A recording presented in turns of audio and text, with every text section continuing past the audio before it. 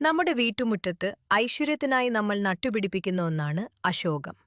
പക്ഷേ ഈ മരം വെറുമൊരു അലങ്കാരമല്ലെന്ന് നിങ്ങൾക്കറിയാമോ? പേര് സൂചിപ്പിക്കുന്നത് പോലെ തന്നെ ശോകം അഥവാ ദുഃഖങ്ങളെ അകറ്റുന്നവൻ എന്നാണ് ഇതിന്റെ അർത്ഥം. ആയുർവേദത്തിൽ ഇതിനെ സ്ത്രീകളുടെ തോഴൻ എന്നാണ് വിളിക്കുന്നത്. ഇന്ന് നമ്മൾ പരിചയപ്പെടുന്നത് അശോകത്തിന്റെ ആരെയും അത്ഭുതപ്പെടുത്തുന്ന ചില ഔഷധ രഹസ്യങ്ങളാണ്. ആയുർവേദ ഗ്രന്ഥങ്ങളിൽ ഏകദേശം 20ഓളം രോഗങ്ങൾക്കുള്ള പരിഹാരമായിട്ടാണ് അശോകത്തിനെ സൂചിപ്പിച്ചിരിക്കുന്നത്. അവയിൽ ചില കാര്യങ്ങൾ മാത്രമാണ് ഈ ചെറിയ വീഡിയോയിൽ ഉൾപ്പെടുത്തിയിരിക്കുന്നത്. അശോകത്തിന്റെ മറ്റ് ഔഷധപ്രയോഗങ്ങളെയും ഗുണങ്ങളെയും കുറിച്ച് വളരെ വിശദമായി തന്നെ എന്റെ ബ്ലോഗിൽ എഴുതിയിട്ടുണ്ട്.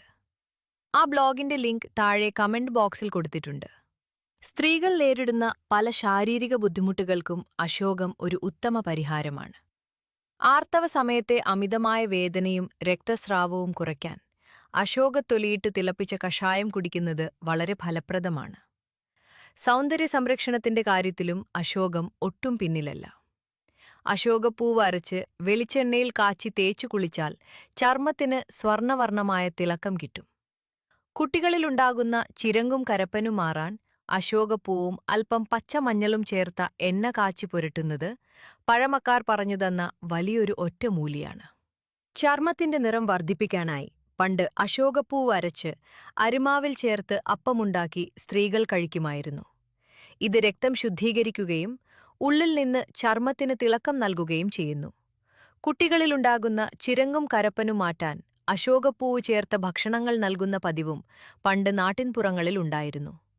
അശോകം വെറുമൊരു ഔഷധ സസ്യമല്ല. ഭാരതീയ സംസ്കാരത്തിൽ അത് വിശുദ്ധിയുടെയും ഐശ്വര്യത്തിന്റെയും പ്രതീകമാണ്. ദുഃഖങ്ങളെ ഇല്ലാതാക്കുന്നവൻ എന്നർത്ഥമുള്ള അശോകം പുരാണങ്ങളിലും ചരിത്രത്തിലും വലിയ സ്ഥാനം അലങ്കരിക്കുന്നു. രാമായണത്തിൽ രാവണൻ സീതാദേവിയെ തടവിൽ പാർപ്പിച്ചത് ലങ്കയിലെ അശോകവനത്തിലായിരുന്നു. ദുഃഖിതയായ ദേവിക്ക് ആശ്വാസമായതും ഹനുമാൻ സ്വാമി ദേവിയെ കണ്ടെത്തിയതും ഈ മരച്ചുവട്ടിലാണെന്നാണ് വിശ്വാസം. വാസ്തുശാസ്ത്രപ്രകാരം വീടിന്റെ വടക്ക് വശത്ത് അശോകം നടുന്നത് പോസിറ്റീവ് എനർജി വർദ്ധിപ്പിക്കാൻ സഹായിക്കും. അശോകത്തിന്റെ ഇലകൾ കോർത്ത് വീടിന്റെ മുൻവാതിലിൽ തോരണം തൂക്കുന്നത് നെഗറ്റീവ് ഊർജത്തെ അകറ്റുമെന്നും ഐശ്വര്യം കൊണ്ടുവരുമെന്നും വിശ്വസിക്കപ്പെടുന്നു. ദാമ്പത്യത്തിലെ തടസ്സങ്ങൾ നീങ്ങാൻ നടത്തുന്ന ബാണേശി ഹോമത്തിൽ അശോകപ്പൂക്കൾ പ്രധാനമാണ്. വിവാഹ തടസ്സങ്ങൾ മാറാനും ദാമ്പത്യ ഐക്യത്തിനും അശോകത്തിന്റെ 7 ഇലകൾ പൂജാമുറിയിൽ വച്ച് തീർത്ഥം തളിക്കുന്നത് ഒരു ഫലപ്രദമായ പരിഹാരമായി കരുതപ്പെടുന്നു.